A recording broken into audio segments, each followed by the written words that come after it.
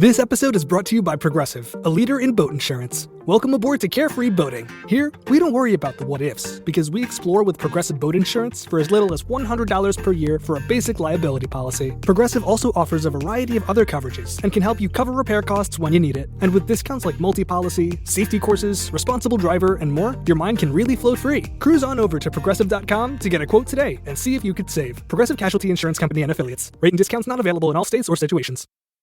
This podcast is part of the Robots Radio Rocket Club, a program designed to help all podcasts reach their full potential. For information about joining the Robots Radio Rocket Club, check out robotsradio.net. Hey all you heroes and champions, crows, pirates, and inquisitors. Welcome to the Dragon Age Lorecast. I'm Shelby. And I'm Austin. And we are so excited to bring you this podcast. Every episode, we'll be talking about a different topic in the Dragon Age universe. From the Maker to Lyrium to Aravels, we will cover it all. There will be spoilers. And always remember, swooping is bad. Hello, and welcome to the Dragon Age Lorecast. I am Teecup, or Austin. And I'm Shecup, or Shelby. We're so glad you're here with us today. So Shecup, what do we have in our topics for today?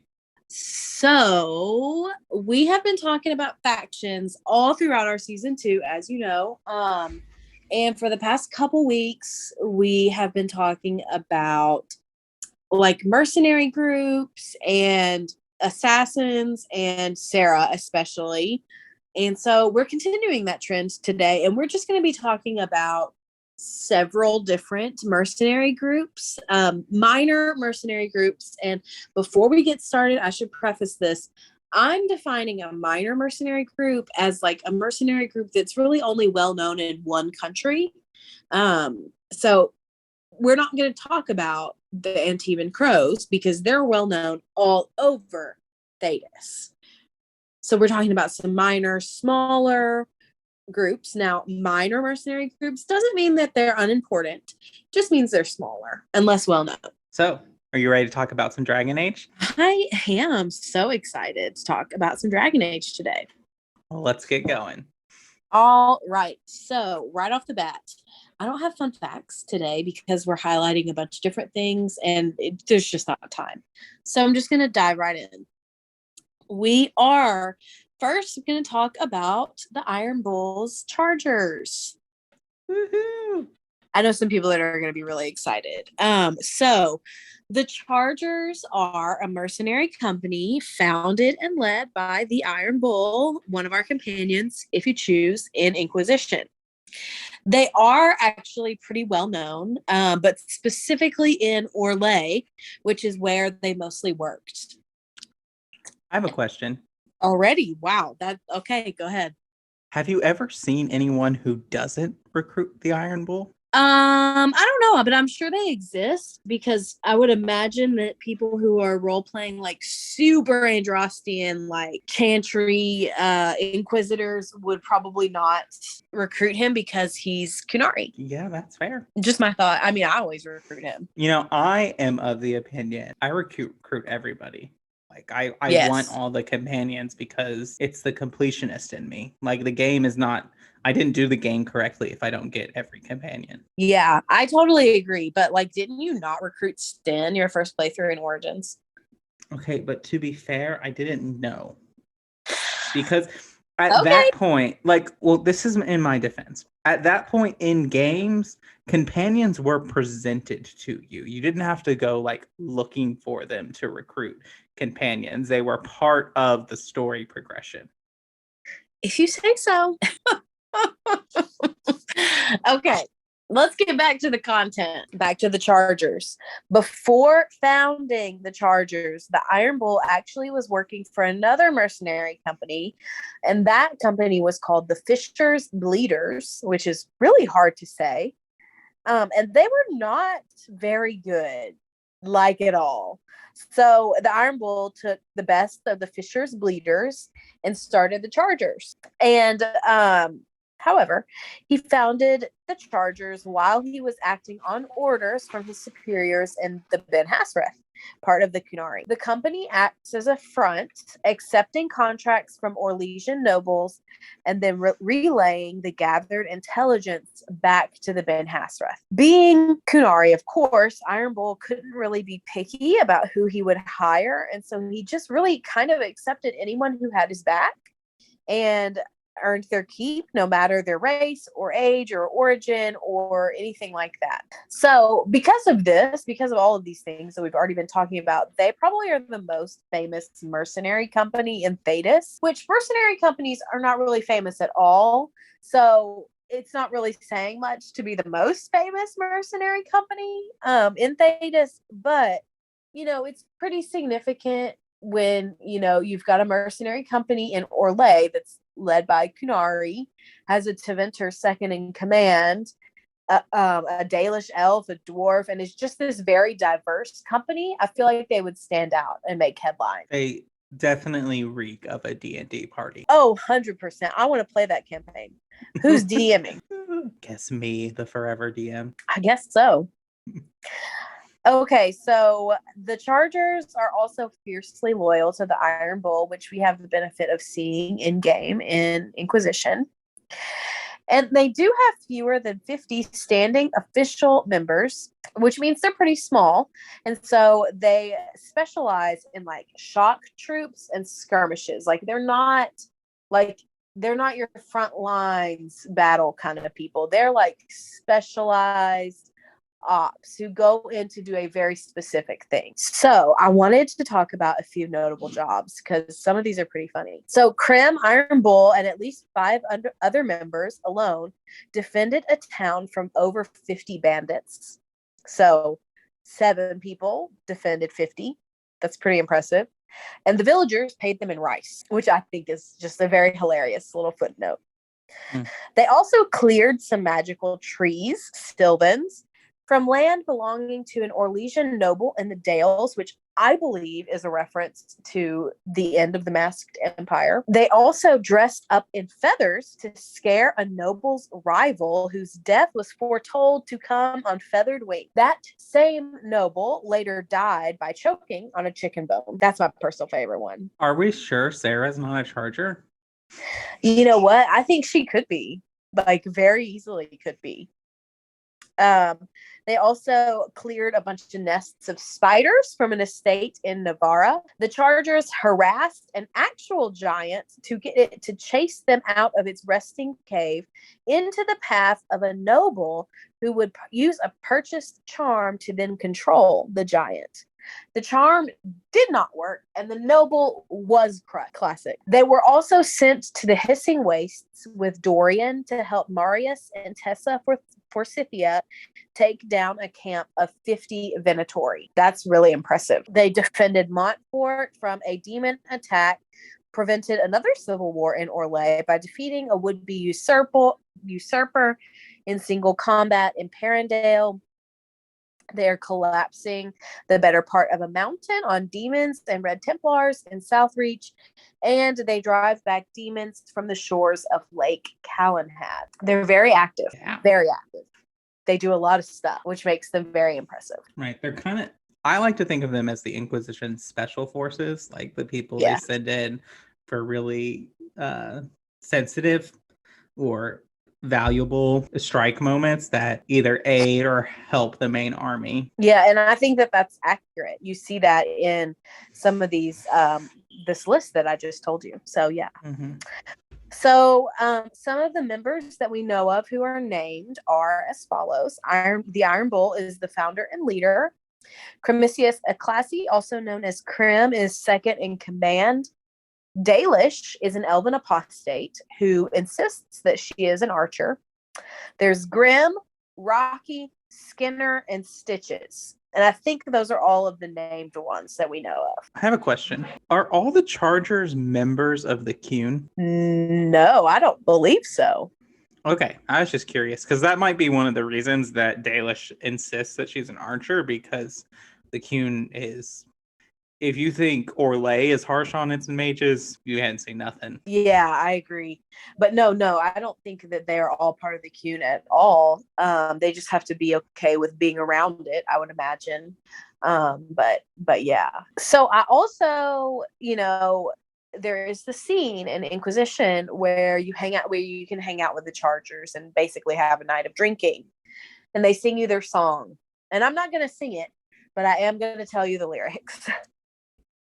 And this is their motto: "No one can beat the Chargers because we'll hit you where it hurts, unless you know a tavern with loose cards and looser skirts. For every bloody battlefield, we'll gladly raise a cup. No matter what tomorrow holds, our horns be pointing up." You know what? This song sounds like something from The Last Kingdom that Finnan and Citric would make up. 100%. 100%. Which we just finished The Last Kingdom, and it's kind of on our minds right now. Yeah. Sorry totally. to our fans who don't watch it.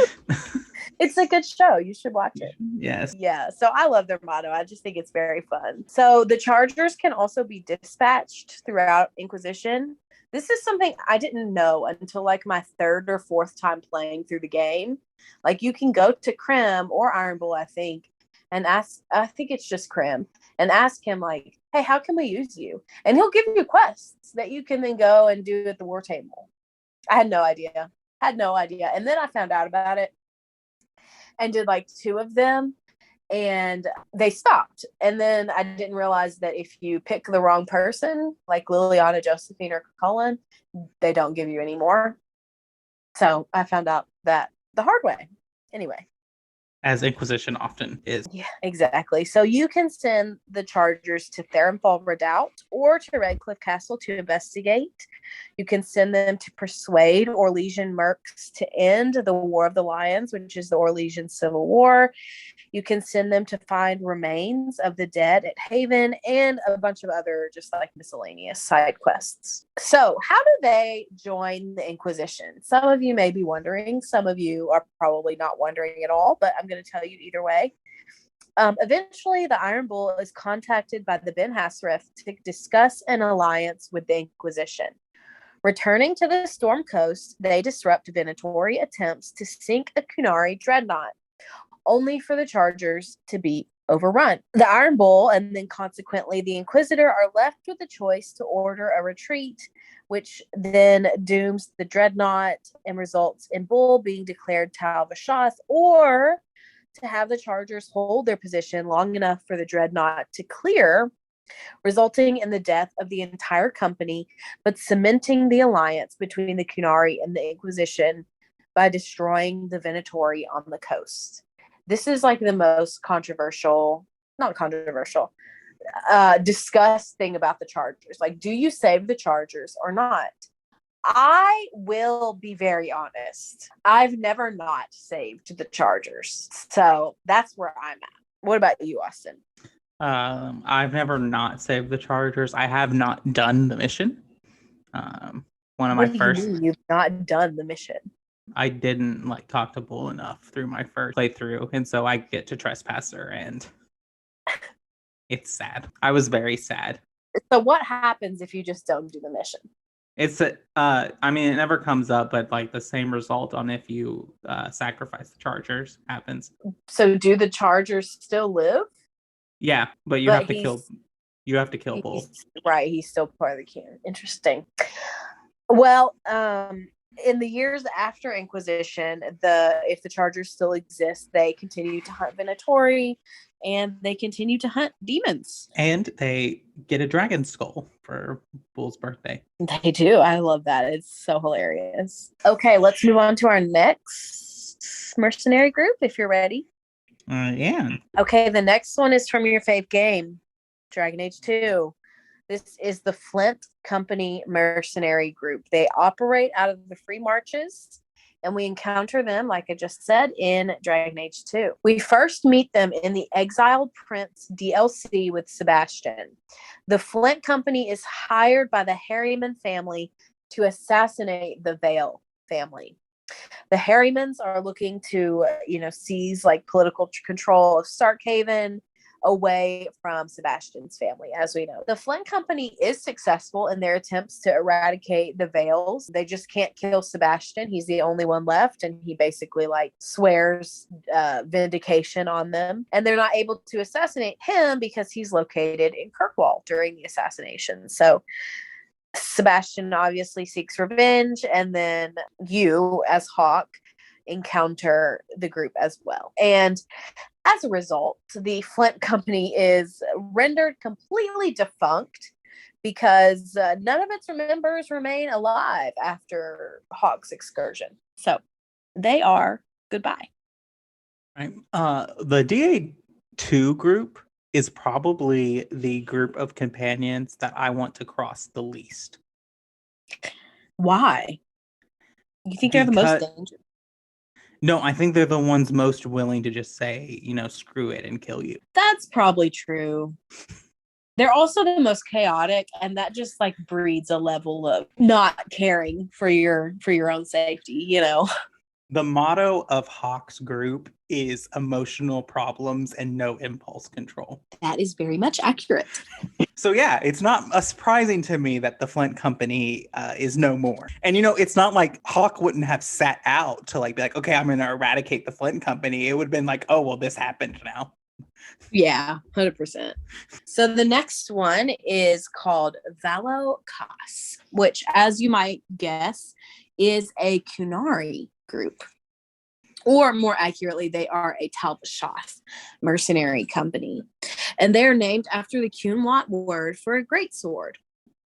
They were also hired to act as peacekeepers during the Chantry Conclave in 941 Dragon, just leading up to Inquisition. If you choose the Kunari origin in Dragon Age Inquisition, you were one of the members of this mercenary group. The current leader of this group is the Shakratar. You might recognize this name as it is also the name of an armor in Inquisition. So essentially a squad of the Valo-Kas is later attacked and captured while escorting a caravan by a group of fanatical humans who believed the Inquisitor was trying to convert Andrastians to the Kun. The Inquisitor can then send forces of the Inquisition to rescue the squad and defeat the fanatics, but not before some of its members were killed. So this is I've never seen this, but I can imagine that this is probably pretty controversial in universe. And I would also imagine there's a lot of controversy and tension with the Kunari Inquisitor, just because of their race and all the historical background there. I think if you play a Kunari mage, you have the lowest possible standing with the Winter Palace. Is it 0? No, because if it's 0, you're thrown out. Oh, is it 1? It's 10 or 15 or something like that. So you have room for error. Right. You just gotta be quick and move. The good news is you don't need 100% core approval to get the endings you want. Okay, the last thing I have to say about the Valo-Kas is that when Varric becomes the new Viscount of Kirkwall, he hires the surviving members to support the Kirkwall City Guard, much to Aveline's annoyance. And so now the mercenaries are residing in Kirkwall, and that's where they remain as far as we know. It's a bold move for Varric as Viscount. I know. It's really bold. I thought so too. I was kind of surprised. Well, I mean, when Varric wants to send a message, he sends the message. That is also true. All right, you ready for our break? I am. So, This episode is brought to you by Progressive, a leader in boat insurance. Welcome aboard to Carefree Boating. Here, we don't worry about the what-ifs, because we explore with Progressive Boat Insurance for as little as $100 per year for a basic liability policy. Progressive also offers a variety of other coverages and can help you cover repair costs when you need it. And with discounts like multi-policy, safety courses, responsible driver, and more, your mind can really float free. Cruise on over to Progressive.com to get a quote today and see if you could save. Progressive Casualty Insurance Company and Affiliates. Rate and discounts not available in all states or situations. after you work out, you can feel worn out. But don't stop now. Reach for Core Power to recover right. A delicious protein shake packed with 26 grams of high-quality protein to build muscle. It's the nutrition your body needs to repair, rebuild, and rise to a whole new level of recovery. All so you can power on to that next workout. Champion your recovery with Core Power. Learn more at corepower.com. I'm still trying to wrap my mind around this. I'm listening. Ah, you've returned. A letter arrived for you. All right. Well, welcome to the middle of the show where we talk about all things that don't have to do with Dragon Age lore, just general housekeeping and other things about the show. And so want to take this time to thank our patrons. And so I'm going to read our 5 patrons out as they get read out on every episode of the show. Our patrons are Genesis, LSMX, Derek B, Fletcher M, and Zuba. Yay! Thank you all for being our patrons. We're so thankful. Yes. And you too can join our Patreon by following the link in the description. There are various tiers that you can support, which range from getting ad-free episodes or coming on the show with us to talk about a topic of your choice, which we're going to start. That's for tier 3 patrons. We talked about that on the last episode. You can go listen to that episode for a little more details. Or if you needed a refresher, just go in. It's the middle section. You can just read there. Also, if you join our Discord, everything about it is there too. Another way to support our show is to leave us reviews. And so you can review on Spotify or Apple. You don't have to listen to our podcast on either of those platforms. You just need an account to go and rate us. And on Apple, if you rate us 5 stars and leave us some words, we will read your review on a future episode of the podcast. And so, Shelby, I believe we do have a review to read today. We do. And this one is from Hasselhoff. I don't know if this is the actual Hasselhoff. That would be cool if it is. But the title is Brother Genitivi Would Be Proud. Side note, that is the best compliment I've ever received while doing this podcast.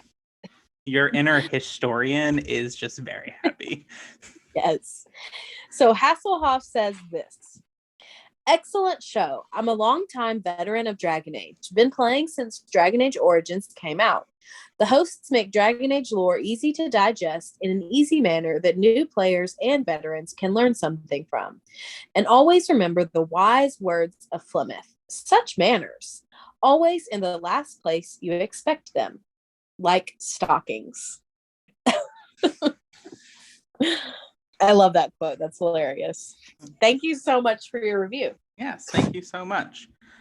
And then also we are running our Show Us Your Heroes, Hawks, and Heralds. And I believe we do have one to share today. Yes, we do. So this one is from GOA Dead Flesh in our Discord server.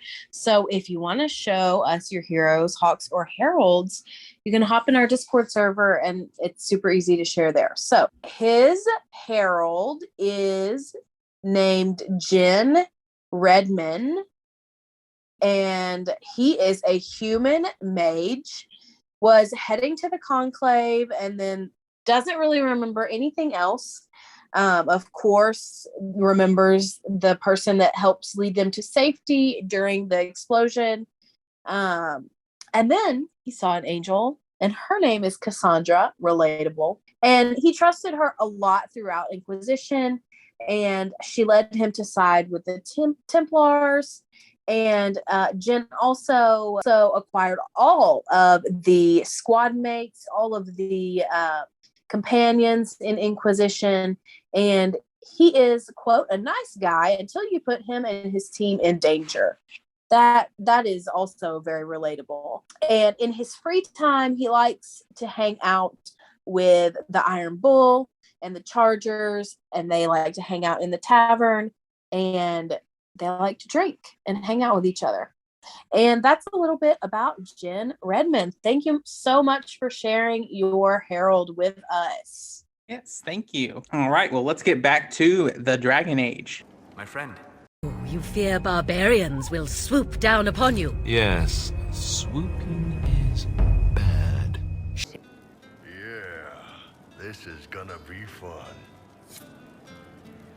All right, so we have 1, 2, 3 more mercenary groups to talk about, and then our side character. So these 3 are definitely a little bit more of what we would classify as minor. And the first one is the Blackstone Irregulars. If you are an Origins simp, you'll be familiar with this, like me. So the Blackstone Irregulars are an independent mercenary group. They operate out of Ferelden, and the warden in Origins can become part of their group. They have 3 locations: Lothering, Denerim, and Redcliffe. And they very much function in Origins as a place to get extra quests that you can do for money or XP or whatever, or what have you. And my wardens always join the Blackstone Irregulars because I always need more money. So the Irregulars appear to handle odd jobs that either just like can't go through official channels for legal reasons, or the officials don't like find the worth to do, or the effort to do by themselves, or that they just think they're too good for. And they are also led by a father and son team. The father is Raelnor Hawkwind, and the son is Torin Hawkwind. And they're the 2 leaders of this guild. And there is actually a lot of conflict between the 2 of them about the nature of the guild. The dad wants the Blackstone Irregulars to value honor and respectability, while the son, all he cares about is money. So I'm not sure if the Blackstone Irregulars still exist or if they do not exist anymore. But that's a little bit about them. Do your wardens ever become part of the Blackstone Irregulars, Austin? No, because I have not played Origins, really. I mean I have. I have played Origins. I've completed You've Origins. You've never a completionist run through Origins. No. I can say that about Inquisition and DA2, but not about Origins. And I know, it's too slow paced for me. Maybe I'll go back and finish. I have a 2-handed Templar build that I like on there, so we'll see. So what I'm hearing is that BioWare, attention BioWare, needs to remaster Origins. I mean, yeah. That's what I'm hearing. For those of you who care, my Elden Ring obsession is fading. So there you go. Shelby, you can be happy. You said not 2 weeks ago, you said, I'm going to be playing Elden Ring until Dragon Age 4 comes out. It hasn't even been a month and you're already like, it's fading. It's fading. Well, I just have other endings I want to do. So once I do that, it's fine. Okay. Well, let's get back to the mercenary groups. Yes. Next one. I know so this the one. Next one. You know this one. Yeah. Is this the only one you've known outside of the Chargers? No, I knew who the Flint Company was. Okay. So the White Claws, they are a raider group hired by Cremisius Service to support the Venatori in the Western approach in Dragon Age Inquisition. So they're just like kind of jerks. Their basic duties were supposed to be investigating the Abyssal High Dragon, stealing research notes from Frederick of Seralt without killing anyone, assisting the Red Templars in lyrium mining, assisting the Venatori's excavations throughout to the Western approach, and not interfering with the Grey Wardens. However, as we know from playing the game, they do kill people and they do interfere with the Grey Wardens. So they're just kind of like pests in this area. And they don't prove to be a worthy investment. The Venatori kind of hate them because they don't follow orders. They break their rules all the time. They kill Frederick's team after being warned not to. And trying to lure the High Dragon, they just randomly spring traps all over the desert, which doesn't help anyone at all in anything. And it definitely doesn't lure the dragon in. And of course, the Inquisitor has to come in and fix all their messes and hunt them down and fix the traps. And the traps really prove that they have no clue how to hunt a dragon. But I digress a little bit.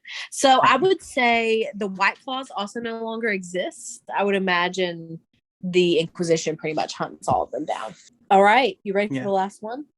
The Inquisition party motto is emotional problems with a little more impulse control. Only because their advisors are there to literally pull you back in if you don't.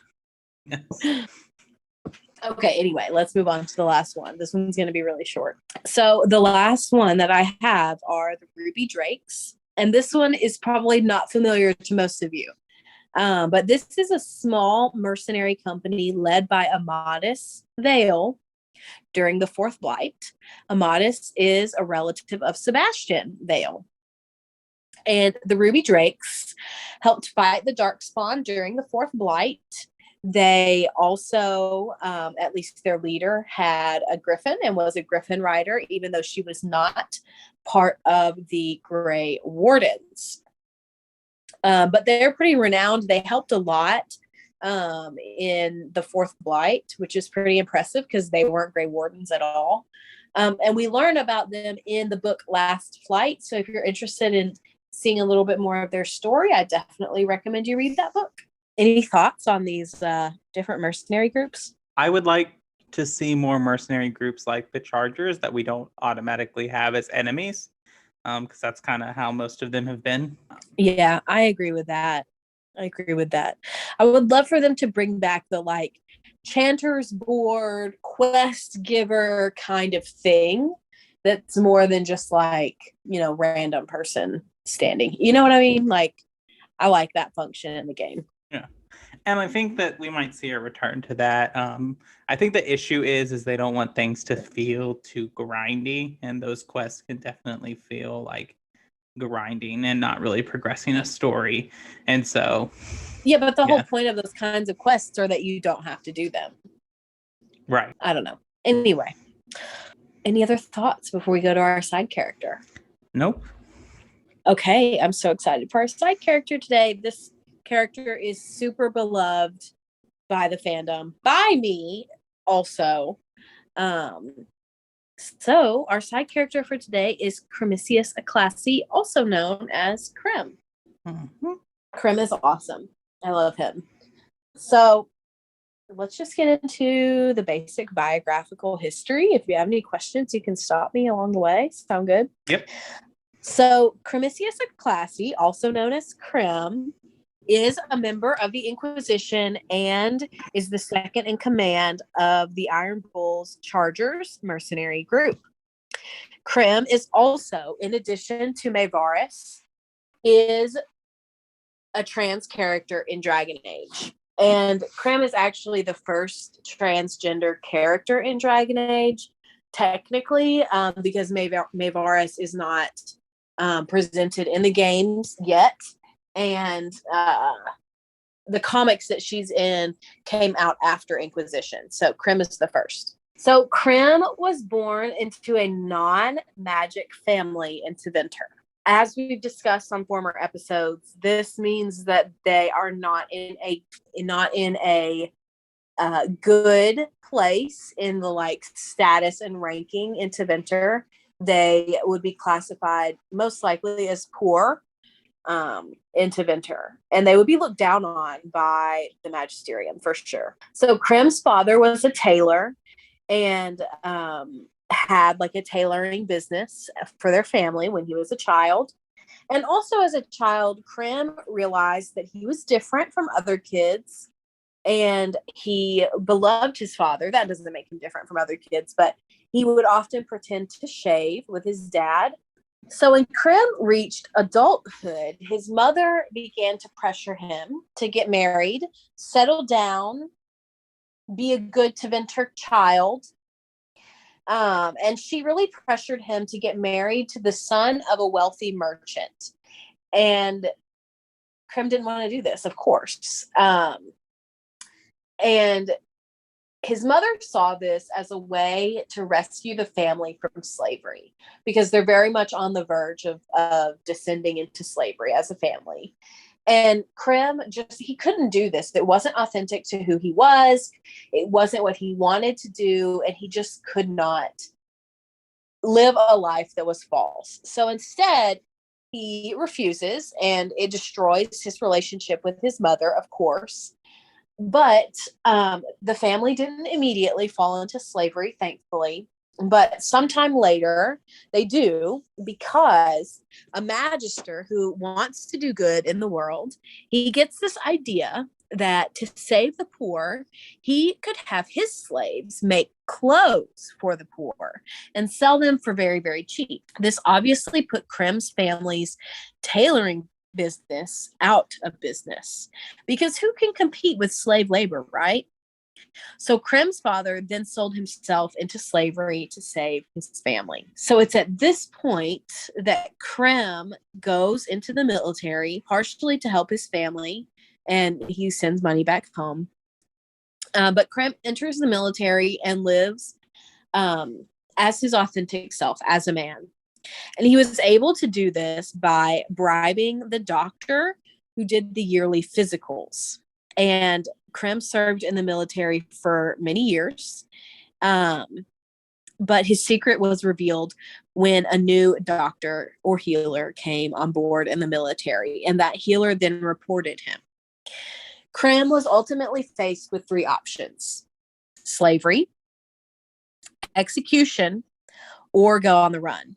Krem chose to go on the run. He ran away, but was caught pretty quickly in a tavern just outside of Teventer.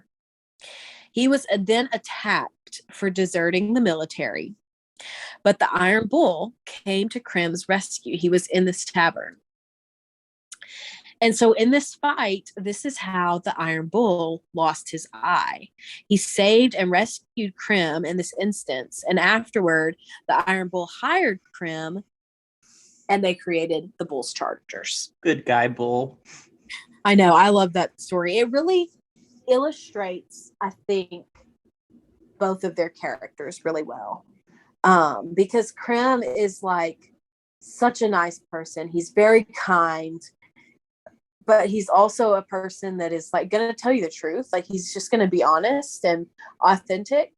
And then Iron Bull is also very kind, also will tell you the truth, but will also kick your butt if you need to have your butt kicked, right? So I love that story, and I just think it's really wholesome. And it's also like, I think it's a really good example of found family. That's something that's very important to a lot of people who are LGBT, and this is a really good example of it. I think a lot of times in video games and media and books, it's very easy for authors to dwell on the, oh, this queer character got kicked out by their family and now they have no one trope, instead of focusing on, but here's the found family they have. Here's this new family that they've created. And I think that Dragon Age does a good job of focusing on the found family instead of the sadness. So a few more little fun facts about Krem. It was Krem who originally convinced the Iron Bull to reach out to the Inquisition, which I find interesting. Krem is also known to sew stuffed nugs with wings, which I just think is so cute. And then lastly, as we probably all know, when entering the Herald's Rest, a very common glitch results in Krem standing up in his chair instead of sitting on it, right? Well, in Trespasser, this is referenced. If Cole sets up Krem and Meriden instead of Cole and Meriden getting together, Krem tells Meriden that he would sometimes stand up in his chair to get a better look at her while she was singing her songs. Aww. Isn't that cute? That's so cute. Anyway, so that's a little bit about Krem, and I just love him. And honestly, I kind of, after doing this research, wish that he had been like a full companion.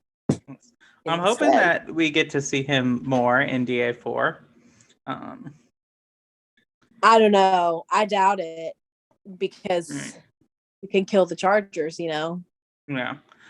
I really like the I like Krim's inclusion. Obviously, there are like issues that I take with it, especially like in the Inquisitor's responses in discussing Krim's identity and who he is. But I do like his inclusion. I like the fact that in his conclusion also like humanizes the Qun in a little bit through Iron Bull, because Iron Bull is very much like, I don't like, the Qun doesn't care about your personhood really, which is its own problem.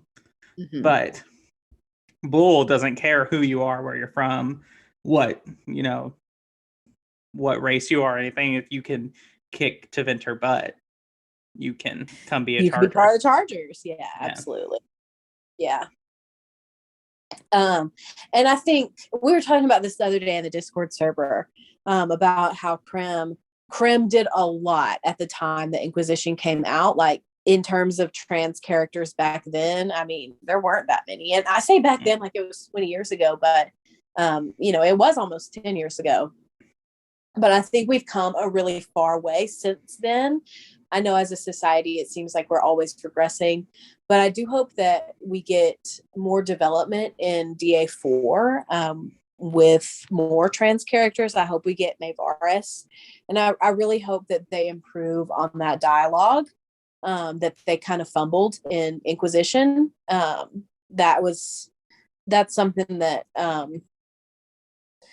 that definitely needs to be improved upon. But another thing that I wanted to mention is I hope that they get trans people to voice act trans characters. That's something that's really important. And Crem is voiced by Jennifer Hale, who does an amazing job, who is amazing, who is the voice of FemShep in Mass Effect, and she's amazing, and she does an amazing job as Crem. But I do hope that in the future going forward, we can have trans people voice trans characters, because that's important. And I do think it is a high possibility of BioWare heading in that direction. Yeah, I think so too. Well, I don't have anything else to add in this episode unless you do. Nope, not any of that. I love Crem. Go Chargers. All right, we'll see you next time on the Dragon Age Lorecast. See you next week.